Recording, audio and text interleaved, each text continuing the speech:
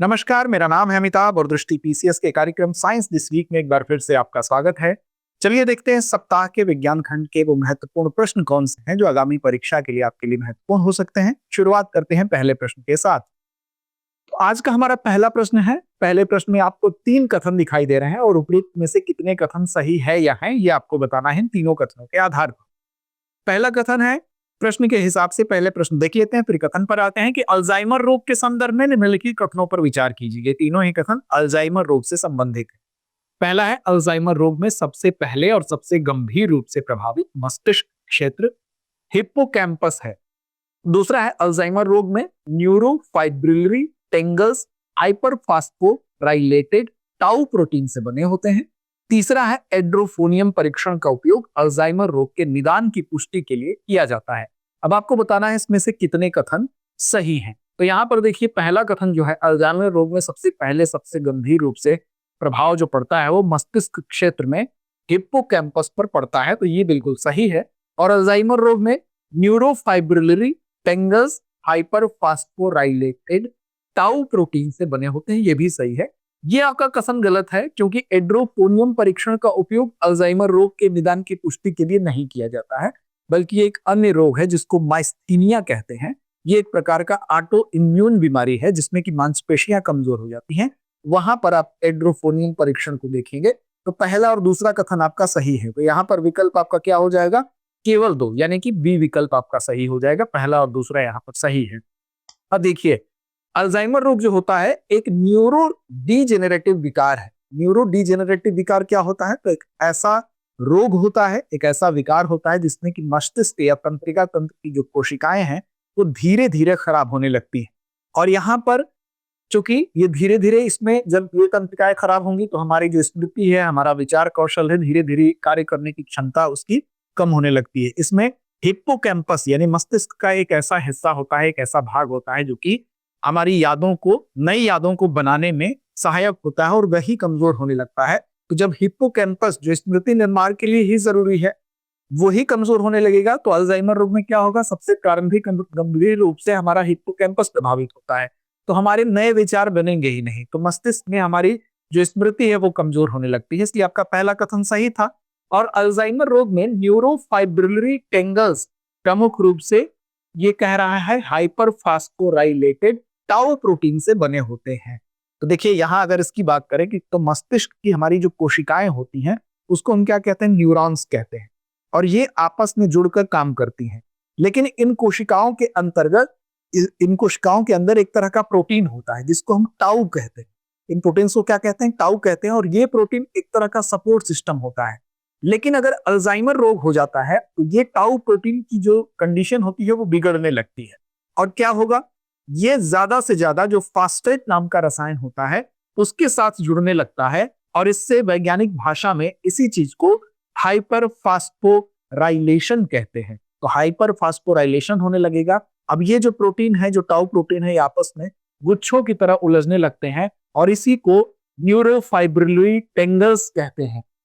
तो यहां पर आपका दूसरा कथन भी सही है। और तीसरा ये कह रहा था कि एड्रोफोनियन परीक्षण का उपयोग माइस्थीनिया ग्रेविस के निदान में होता है, जो शुरू में ही मैंने आपको बताया था, जो कि एक प्रकार का ऑटो इम्यून एक बीमारी है जिसमें हमारी मांसपेशियां कमजोर हो जाती हैं। तो इस तरह से आपका बी विकल्प सही है। अगला है, भारत में आनुवंशिक रूप से संशोधित यानी जेनेटिकली मॉडिफाइड जीएम जिसको कहते हैं, इन फसलों के संबंध में निम्नलिखित कथनों पर विचार। ये पहला है, बीटी कपास 2025 तक भारत में व्यावसायिक खेती के लिए स्वीकृत एकमात्र जीएम फसल है। दूसरा है, DMH11 जीएम सरसों संकर संकरण को सुविधाजनक बनाने के लिए बार्नेस बारस्टार जीन प्रणाली का उपयोग करता है। तो देखिए, यहां पर अगर बात करें, पूछ रहा है कौन सा या कौन से कथन सही है या है, तो ये दोनों ही कथन आपके सही हैं। बीटी कपास जो है 2025 तक भारत में व्यावसायिक खेती के लिए स्वीकृत एकमात्र जीएम फसल है, ये भी सही है। और DMH11 जो है ये जीएम सरसों संकर संकरण को सुविधाजनक बनाने के लिए यहाँ पर इसमें बार्नेस्ट बारस्टार जीन प्रणाली का इस्तेमाल किया जाता है। अब यहाँ पर ये प्रणाली क्या होती है इसको भी थोड़ा सा जान लेते हैं। दरअसल होता क्या है कि संकर का मतलब होता है क्रॉस, हाइब्रिड, यानी कि दो अलग अलग प्रजाति है, दोनों को क्रॉस करा के उसको हम इस तरह से तैयार करते हैं, जेनेटिकली मॉडिफाई करते हैं कि वो संकरण के परिणाम स्वरूप उसका प्रोडक्शन ज्यादा होने लगता है। लेकिन सरसों के साथ प्रॉब्लम क्या है कि सरसों में स्वपरागण होता है। अब स्वपरागण ज्यादा होता है, इसके कारण जो संकरण होता है, जो सरसों में हम कह सकते हैं हाइब्रिडाइजेशन होता है, उसको करना थोड़ा मुश्किल होता है। अब ऐसी दशा में एक नई तकनीकी इसका इस्तेमाल करते हैं, जिसका नाम आप देख रहे हैं यहाँ पर, बार्नेस बारिस्टार।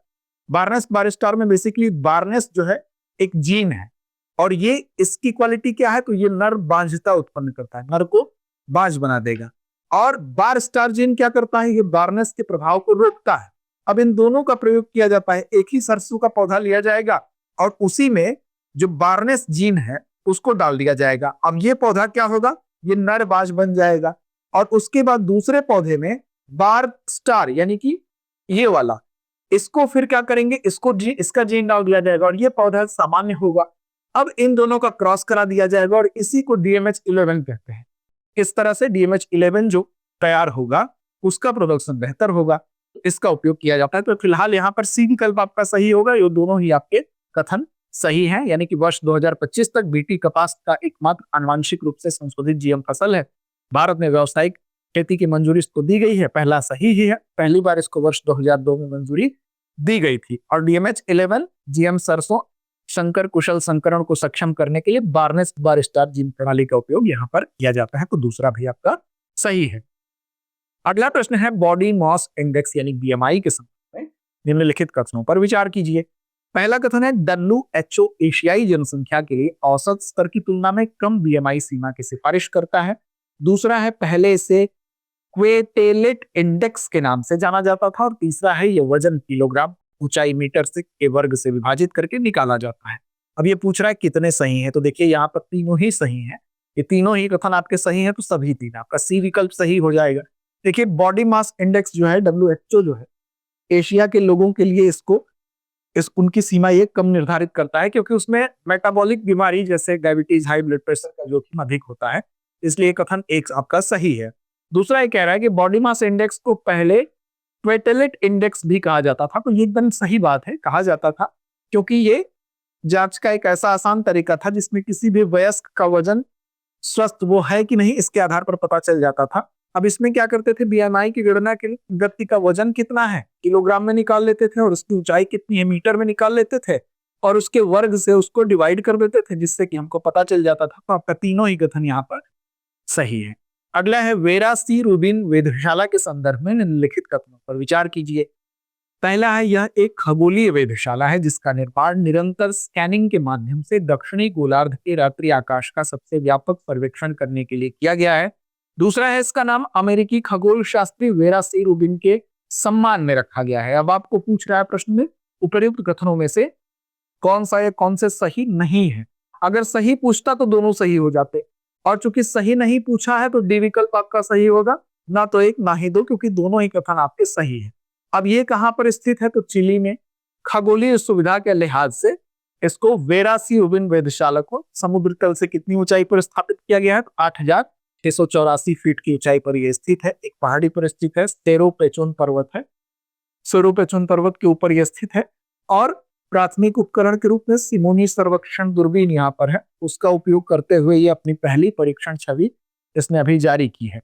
चिली में स्थित है, 8,684 मीटर ऊंचाई पर स्थित है। किस पर्वत पर, तो सेरो पेचोन पर्वत पर स्थित है, और इसने अभी इतना इमेज जारी किया है, इसकी वजह से ये चर्चा में आया है। अब वेरा सी रूबिन की अगर बात करें तो खगोलीय वेधशाला है। किस प्रकार की वेधशाला है, खगोलीय वेधशाला है, और इसका निर्माण निरंतर स्कैनिंग के माध्यम से दक्षिणी गोलार्ध के रात्रि आकाश का व्यापक सर्वेक्षण करने के लिए किया गया। खगोलीय वेधशाला का काम होता ही है कि वो क्या करता है, वो जो खगोलीय घटनाएं हैं उनका बेहतर तरीके से अध्ययन किया जा सके, ब्रह्मांड की जो गहराई तक की जो चीजें हैं उसको खोजा जा सके, क्षुद्र ग्रह देखा जा सके, सुपरनोवा देखा जा सके, आकाश का विस्तृत और बार बार सर्वेक्षण किया जा सके, इसलिए एस्टेब्लिश किया ही जाता है। और इसके नाम की बात करें तो अमेरिकी खगोल शास्त्री वेरा सी रूबिन, इन्हीं के सम्मान में इसका नाम रखा गया। और 1970 के दशक में इनका योगदान क्या है, तो जो डार्क मैटर होता है उसके अस्तित्व का पहला जो एविडेंस है, पहला साक्ष्य ही इन्होंने ही प्रस्तुत किया था। तो दूसरा कथन भी आपका यहाँ पर सही है। अब सिमोनी सर्वे टेलीस्कोप किस तरह का दृश्य हमको दिखाता है भाई, तो वाइड फील्ड ऑफ व्यू, यानी कि बहुत ब्रॉड स्केल पर, बहुत बड़े एरिया को ये कवर करता है। अगर तुलना की जाए इसकी तो 40 पूर्ण चंद्रमाओं के बराबर क्षेत्र को कैप्चर करने में ये सक्षम है।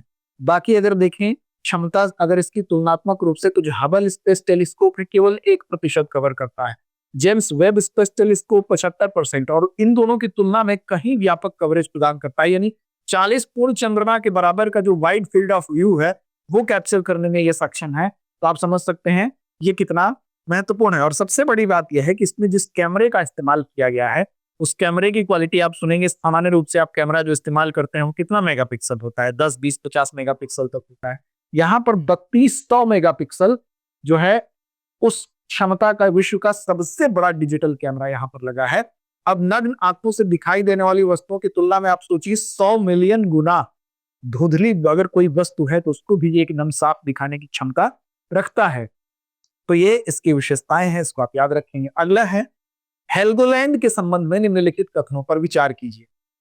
हेल्गोलैंड के संबंध में ये क्या है? पहला कथन है जर्मनी के तट से लगभग 50 किलोमीटर दूर उत्तरी सागर में स्थित एक छोटा सा द्वीप समूह है।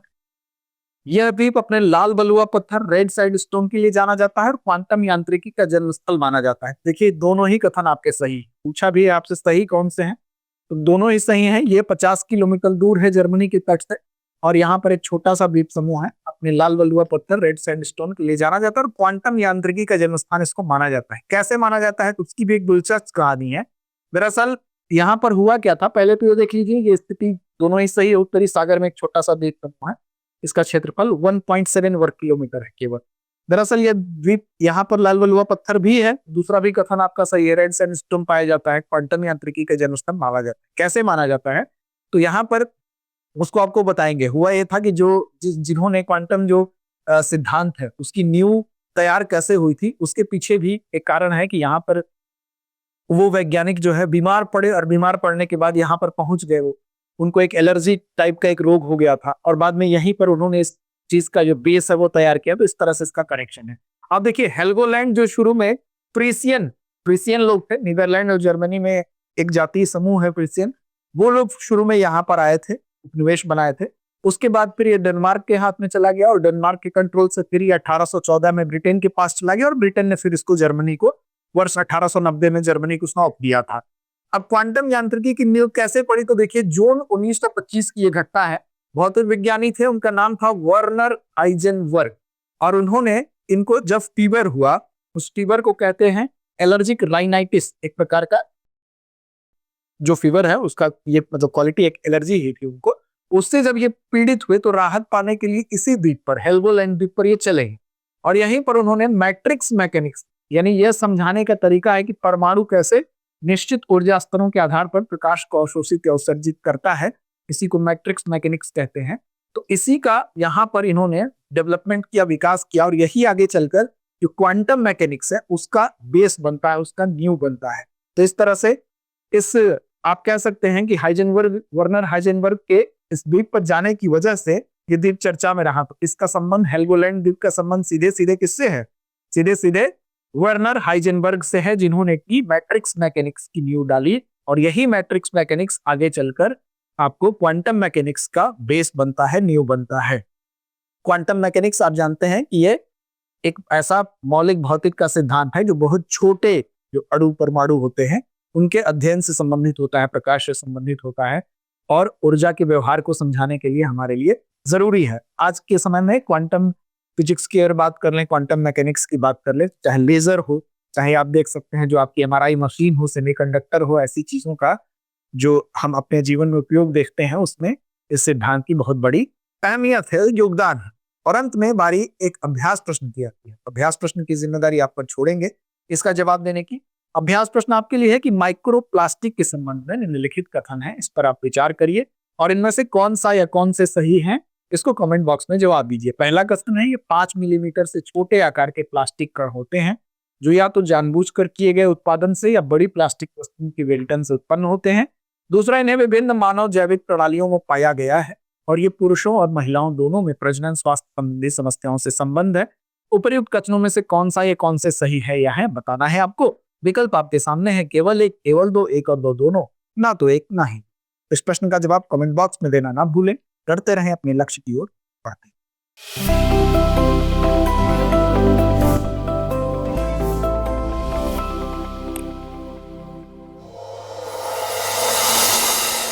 डियर व्यूअर्स, अपने एग्जाम की तैयारी को और बेहतर करने के लिए हमारे चैनल को लाइक, शेयर और सब्सक्राइब करना न भूलें।